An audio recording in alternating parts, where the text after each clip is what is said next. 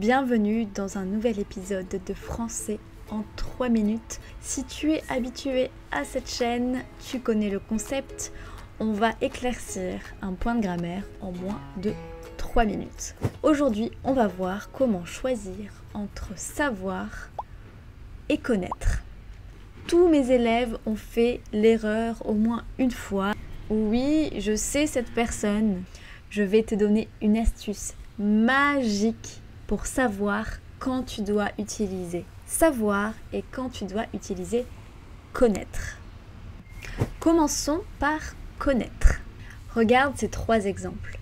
Je connais cette fille. Je connais la vérité. Oui, je connais ce film. Je l'ai vu la semaine dernière. Dans ces 3 exemples, le verbe connaître signifie je connais l'existence de cette chose. Je sais de quoi ça parle. Je peux également dire je connais mon métier.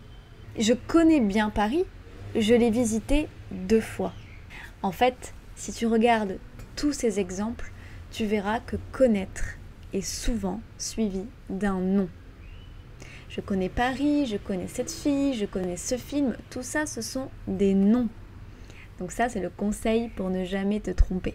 En revanche, savoir sera suivi d'un verbe à l'infinitif. Je sais cuisiner. Je sais parler français. Ou d'une préposition. Je sais ce que tu vas me dire. Je sais ce que tu penses. Donc savoir signifie que tu as appris quelque chose. Oui, je sais différencier savoir et connaître. Je l'ai appris dans la vidéo de français avec Nelly. Bien sûr, je sais skier. Je sais faire du ski. J'ai appris à faire cette chose-là. Je sais. Ou alors être informé de quelque chose. Ça veut dire j'ai reçu l'information. Je sais que tu aimes les crêpes. Je sais que tu adores apprendre le français. J'ai cette information. Je le sais. Voilà, c'était la différence entre savoir et connaître. Et si on faisait un petit test?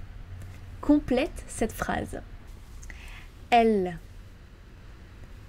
connaît le chemin pour aller à la Tour Eiffel. Bien sûr, puisqu'il y a un nom, le chemin. Je